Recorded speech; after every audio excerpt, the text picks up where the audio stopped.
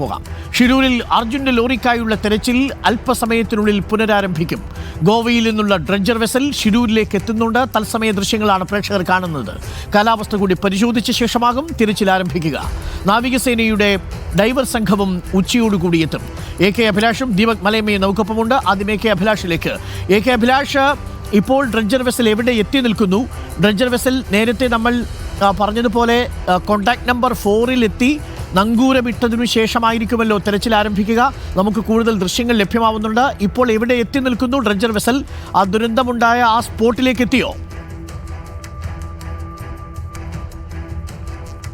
Doctor Arunkumar, പ്രതീക്ഷാ നിർഭരമായ ദൃശ്യങ്ങളാണ് ഇപ്പോൾ നമ്മൾ പുറത്തുവിട്ടുകൊണ്ടിരിക്കുന്നത്. അതായത് ഈ കൊങ്കൺ റെയിൽവേ പാതയുടെ മുകളിൽ നിന്നുള്ള ദൃശ്യങ്ങളാണ് ഇപ്പോൾ നമ്മൾ പ്രേക്ഷകർ കണ്ടുകൊണ്ടിരിക്കുന്നത്. ഏതായാലും ഈ കൊങ്കൺ റെയിൽവേ പാതയ്ക്ക് അടിയിലൂടെ ഇപ്പോൾ ഏതാണ്ട് 2 മിനിറ്റുകൾക്ക് മുമ്പ് മാത്രമാണ് ഈ ഡ്രഡ്ജർ ഇപ്പോൾ ഷിരൂർ ഭാഗത്തേക്ക് എത്തിയിരിക്കുന്നത്. ഏതാണ്ട് ഒരു 5-10 മിനിറ്റുകൾക്കകം തന്നെ ഷിരൂരിലെ ദുരന്തമുഖത്തേക്ക് ഈ ഡ്രഡ്ജർ എത്തിച്ചേരും. ഈ പൊടിയുടെ പല ഭാഗങ്ങളിലും ഇപ്പോൾ അടിത്തട്ടിൽ വലിയ ചില പ്രശ്നങ്ങളൊക്കെയുണ്ട്. പല സ്ഥലങ്ങളിലും പാറക്കെട്ടുകളുണ്ട്. അതോടൊപ്പം തന്നെ മൺകൂനകൾ രൂപപ്പെട്ടിട്ടുണ്ട്. അതുകൊണ്ട് തന്നെ മുന്നിൽ ചെറിയൊരു തോണിയിൽ ആഴം പരിശോധിച്ചതിന് ശേഷം വഴി കാട്ടിയതിന് ശേഷം മാത്രമാണ് ഇപ്പോൾ ഡ്രഡ്ജർ വളരെ സാവധാനത്തിൽ മുന്നോട്ട് പോയിക്കൊണ്ടിരിക്കുന്നത്. താഴെയൊക്കെ വലിയ തരത്തിലുള്ള പ്രശ്നങ്ങളുണ്ടായിരുന്നു. അപ്പോഴൊക്കെ വഴി തിരിച്ചുവിട്ടുകൊണ്ടുമൊക്കെയായിരുന്നു പലപ്പോഴും ഡ്രഡ്ജർ യാത്ര തുടർന്നത്. നേരത്തെ തന്നെ നമ്മൾ ആ ദൃശ്യങ്ങളിൽ നിന്ന് കാണുകയും ചെയ്തു. പക്ഷേ ഇപ്പോൾ ഏതായാലും ഈ കാർവാറിലെ ഈ കൊങ്കൺ റെയിൽവേ പാതയ്ക്ക് അടിയിലൂടെ കൂടി ഈ ഡ്രഡ്ജർ മുന്നോട്ട് പോയിരിക്കുന്നു. അതായത് 2 പ്രതിസന്ധികളായിരുന്നു ഈ പാലവുമായി ബന്ധപ്പെട്ടുണ്ടായിരുന്നത്. ആ പ്രതിസന്ധികൾ മറികടന്നിരിക്കുന്നു. ഏതാണ്ട് 10 മിനിറ്റുകൾക്കകം തന്നെ ഈ ഡ്രഡ്ജർ ഈ ദൗത്യ സ്ഥാനത്തേക്ക് തന്നെ എത്തിച്ചേരും. അവിടെ ഏതാണ്ട് 4 മണിക്കൂറിലേറെ സമയം വേണ്ടിവരുമെന്നാണ് ഷിപ്പിംഗ് കമ്പനി അറിയിച്ചിരിക്കുന്നത്. അവിടെ കാലുകളടക്കം സ്ഥാപിച്ചുകൊണ്ട് അവിടെ പരിശോധന നടത്താനുള്ള സമയമാണ് ഇത് വേണ്ടിവരിക എന്നാണ് പറയുന്നു. അതോടൊപ്പം തന്നെ നാവികസേന കൂടി ഇവിടേക്ക് എത്തിച്ചേരും. അവിടെ പരിശോധന നടത്തിയതിന് ശേഷം നേരത്തെ കണ്ടെത്തിയ ലോഹഭാഗങ്ങളുണ്ട് എന്ന് സംശയിക്കുന്ന ആ ഭാഗത്ത് ഒരിക്കൽ കൂടി പരിശോധന നടത്തും. അവിടെയായിരിക്കും ഇത് കേന്ദ്രീകരിച്ച് ഇന്ന് തന്നെ മണ്ണുമാന്തൽ പ്രവർത്തനം ആരംഭിക്കുമെന്ന് തന്നെയാണ് നമുക്കറിയാൻ കഴിയുന്നത്. ഏതായാലും ഇവിടെയുള്ള സുരക്ഷാ ക്രമീകരണങ്ങളടക്കം പോലീസ് അടക്കം ഇതിനകം തന്നെ തയ്യാറാക്കി കഴിഞ്ഞിട്ടുണ്ട്. ഏതായാലും ഡ്രഡ്ജിംഗ് കമ്പനിയുടെ ഈ ഡ്രഡ്ജർ ഇവിടേക്ക് എത്തുന്നതോടുകൂടി തന്നെ ഈ രക്ഷാദൗത്യം തുടങ്ങി എന്ന് തന്നെ നമുക്ക് പറയാൻ കഴിയുന്ന ഒരു സ്ഥിതിവിശേഷത്തിലേക്കാണ് പോകുന്നത്. ഏതായാലും വളരെ പ്രതീക്ഷാ നിർഭരമായ 4ാം ഘട്ട ദൗത്യത്തിലേക്കാണ് നമ്മൾ കടക്കുകയും ചെയ്തത്. കാരണം കഴിഞ്ഞ 16-ാം തീയതിയാണ് ഈ ദൗത്യം അവസാനിപ്പിച്ചത്. അന്ന് ഈശ്വർ മൽപ്പി അടക്കമുള്ള ആളുകൾ ഈ ദൗത്യത്തിൻ്റെ ഭാഗമായിട്ടുണ്ടായിരുന്നു. അപ്പോൾ അവർ പറഞ്ഞത് ഈ ഡ്രഡ്ജർ എത്തിച്ച് പരിശോധന നടത്തുകയല്ലാതെ മറ്റൊരു സാധ്യത പോലും ഇനി ഇല്ല എന്നുള്ള കാര്യമായിരുന്നു അന്ന് അവർ തർപ്പിച്ച് പറഞ്ഞത്. അതിനുശേഷമാണ് ഡ്രഡ്ജർ എത്തിക്കാനുള്ള നീക്കം ആരംഭിക്കുകയും ചെയ്തിരിക്കുന്നത്. ഏതാണ്ട് 90 ലക്ഷം രൂപയോളം ചെലവ് വരുന്ന ഒരു പദ്ധതിയാണ്, അല്ലെങ്കിൽ ഒരു ദൗത്യമാണ് ഇപ്പോൾ നടപ്പിലാക്കാൻ പോകുന്നത്. ഏതാണ്ട് 40 ലക്ഷം രൂപ ഇതിനകം തന്നെ ഈ കപ്പൽ കമ്പനിക്ക് കൈമാറുകയും ചെയ്തിട്ടുണ്ട്. ഏതായാലും ഇനി തടസ്സങ്ങളൊന്നും ഈ മുന്നിലില്ല. കാരണം ഡ്രഡ്ജർ എത്തിയിരിക്കുന്നു. അതോടൊപ്പം തന്നെ മറ്റ് സന്നാഹങ്ങളടക്കം ഒരുങ്ങിക്കഴിഞ്ഞിരിക്കുന്നു. ഇനി ആ പോയിന്റ്, അതായത് കോണ്ടാക്ട് പോയിന്റ് 4 എന്ന് പറയുന്ന നാവികസേന നേരത്തെ മാർക്ക് ചെയ്തിരുന്ന ആ പോയിന്റ് കേന്ദ്രീകരിച്ചുള്ള തെരച്ചിലായിരിക്കും. വളരെ സാവധാനമാണ് മുന്നോട്ട് പോകുന്നത് എന്ന് നമുക്ക് കാണാം. അതായത് ഈ ഗംഗാവലിപ്പുഴയിലെ ആഴം നന്നേ കുറഞ്ഞിട്ടുണ്ട്. പലയിടങ്ങളിലും മണൽപ്പരപ്പുകൾ കാണാം, മണൽ തിട്ടകൾ കാണാം. ചിലയിടങ്ങളിലെങ്കിലും ഈ തടിക്കഷണങ്ങളുണ്ട്, പാറകളും ഈ വെള്ളത്തിനടിയിലുണ്ടാവാം. അതെല്ലാം സൂക്ഷിച്ചാണ് സാവധാനം മുന്നോട്ട് പോകുന്നതല്ലേ?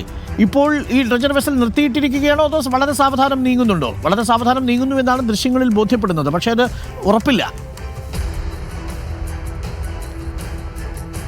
വളരെ സാവധാനത്തിലാണ് ഇത് നീങ്ങുന്നത്. പ്രത്യേകിച്ച് ഇന്നലെ രാവിലെ 10 മണിയോട് കൂടിയാണ് ഈ ഗംഗാവാലിപ്പുഴയുടെ താഴ്ത്തട്ടിൽ അഴിമുഖത്ത് എത്തിയത്. അതിനുശേഷം ഗംഗോത്രി പാലത്തിൻ്റെ അടിയിലൂടെ പോകുന്നതിന് തന്നെ അവിടെ നീരൊഴുക്ക് കുറയേണ്ടുന്ന ഒരു സാഹചര്യം ഉണ്ടായിരുന്നു. അതോടുകൂടിയാണ് വേലിയിറക്കത്തിന് അവിടെ കാത്തിരുന്നത്. അത് 4 മണിക്ക് ശേഷമാണ് അവിടെ നിന്ന് പാസ് ചെയ്ത് വന്നത്.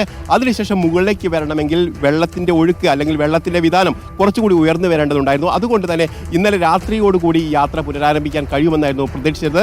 പക്ഷേ ഈ വെള്ളത്തിൻ്റെ വേലിയേറ്റം ഉണ്ടായെങ്കിൽ പോലും അപ്പോൾ ഇരുട്ട് പരന്നതോടുകൂടി തന്നെ പിന്നീട് ആ യാത്ര ഇന്നലെ അവസാനിപ്പിച്ചു. പക്ഷേ ഇന്ന് രാവിലെയോടുകൂടി തന്നെ ഈ യാത്ര പുനരാരംഭിക്കുകയും ഇപ്പോൾ ഈ കൊങ്കൺ റെയിൽവേ പാതയ്ക്ക് അടിയിലൂടെ ഇപ്പോൾ ഏതാണ്ട് ഒരു 200 മീറ്റർ മാത്രം മുകളിലേക്ക് ഇപ്പോൾ എത്തുകയും ചെയ്തിട്ടുണ്ട്. നേരത്തെ അരുൺ സൂചിപ്പിച്ചതുപോലെ തന്നെ ഈ പുഴയുടെ അടിത്തട്ടിൽ ചില പ്രശ്നങ്ങളുണ്ട്. അതായത് മൺതിട്ടകൾ രൂപപ്പെട്ടിട്ടുണ്ട്, പല സ്ഥലങ്ങളിലും ആഴമില്ല. അതുകൊണ്ട് തന്നെ ഇതൊക്കെ പരിശോധിക്കണം. അതുകൊണ്ട് തന്നെ ഒരു മുളക്കമ്പുമായി ചെറിയ തോണിയിൽ ആളുകൾ മുന്നിൽ സ്ഥലത്തിൽ പോവുകയും അവിടെ എവിടെയൊക്കെയാണ് പ്രശ്നങ്ങൾ എന്ന് കണ്ടെത്തുകയും ചെയ്തതിന് ശേഷം അവർ നൽകുന്ന ഉറപ്പിൻ്റെ അടിസ്ഥാനത്തിൽ മാത്രമാണ് ഈ ഡ്രഡ്ജർ വെസലും അതോടൊപ്പം തന്നെ ഈ മണ്ണ് നീക്കി മുന്നോട്ട് പോകേണ്ടുന്ന മറ്റൊരു വെസലും മുന്നോട്ട് പോകുന്നത്. ഏതായാലും വളരെ സാവധാനം, വളരെ സൂക്ഷ്മതയോട് കൂടി തന്നെയാണ് ഇപ്പോൾ മുന്നോട്ട് പോകുന്നത്. പ്രധാനമായും ഇതിന് അടിത്തട്ടിൽ എവിടെയെങ്കിലും തട്ടി ഈ ഡ്രഡ്ജറിന് ഏതെങ്കിലും തരത്തിലുള്ള കേടുപാടുകൾ സംഭവിച്ചാൽ ഈ ദൗത്യത്തെ തന്നെ അത് ഗുരുതരമായി ബാധിക്കും. അതുകൊണ്ട് തന്നെ വളരെ ഡ്രഡ്ജർ വെസലിന്റെ JCB പ്രവർത്തിക്കുന്നുണ്ട് ഇപ്പോൾ അല്ലേ? ആ മണൽത്തിട്ട എനിക്ക് തോന്നുന്നു ആ പുഴയുടെ അടിത്തട്ടിലേക്ക് JCB പുഴയിൽ ആ ഡ്രഡ്ജർ ഉപയോഗിച്ച് മണ്ണ് നീക്കുകയോ JCB പ്രവർത്തിപ്പിക്കുകയോ ചെയ്യുന്നുണ്ട്. അതിൻ്റെ ലോങ് ഹാൻഡ് താഴേക്ക് പോയി, ബൂം താഴേക്ക് പോയി അത് തപ്പിയെടുക്കുന്നുണ്ട് അവിടെ നിന്നെന്തോ. ഇത് പ്രധാനമായും ടഗ് ബോട്ടുകളുടെ സഹായത്തോടു കൂടിയാണ് ഈ ഡ്രഡ്ജർ മുന്നോട്ട് കൊണ്ടുപോകുന്നത്. അപ്പോൾ ഒരു ഭാഗത്തേക്ക് ഒക്കെ മാറ്റുന്ന സമയത്ത് മറുഭാഗത്ത് നീങ്ങിപ്പോകാനുള്ള ഒരു സാധ്യതയൊക്കെ ഉണ്ട്. ആ സാധ്യതകൾ മുന്നിൽ കണ്ടുകൊണ്ട് തന്നെ അവിടെ നിന്ന് തള്ളി നീക്കുന്ന ഒരു രീതിയാണ് ഈ JCBയുടെ ഈ കാലുകൊണ്ട് ഉദ്ദേശിക്കുന്നത്. അത്തരത്തിൽ തന്നെയായിരുന്നു നേരത്തെയൊക്കെ വന്നത്. അതോടൊപ്പം തന്നെ ഈ പുഴയുടെ ആഴം ആ ഭാഗത്ത് എത്രത്തോളം ഉണ്ട് എന്നുള്ള കൂടി പരിശോധന നടത്തേണ്ടത് കൂടിയുണ്ട്. പ്രധാനമായും ഇപ്പോൾ ആ ഭാഗത്ത് കാണുന്നത് പുഴയുടെ ഒരു ഭാഗത്ത് പൂർണ്ണമായും മൺതിട്ടകൾ രൂപപ്പെട്ടിട്ടുണ്ട്. മറുഭാഗത്ത് ഏതാണ്ട് ഒരു 15 മീറ്റർ മാത്രമാണ് ആ വീതിയുള്ളത്. ആ വീതി ഉള്ള ഭാഗത്ത് മാത്രമാണ് കൂടുതൽ ഉയരത്തിൽ വെള്ളവുമുള്ളത്. ആ സ്ഥലത്ത് കൂടിയാണ് ഇപ്പോൾ ഈ ഡ്രഡ്ജർ മുകളിലോട്ട് പോകുന്നത്. പക്ഷേ അപ്പോൾ പോലും ആ ഭാഗത്ത് പല സ്ഥലങ്ങളിലൊക്കെ പാറകൾ അടിഭാഗത്തുണ്ട്. നേരത്തെ തന്നെ വന്നപ്പോഴൊക്കെ നമുക്ക് മനസ്സിലായ ഒരു കാര്യം കൂടിയാണ്, ആ ഭാഗത്തൊക്കെ പാറക്കെട്ടുകളൊക്കെ ഉള്ളതുകൊണ്ട്.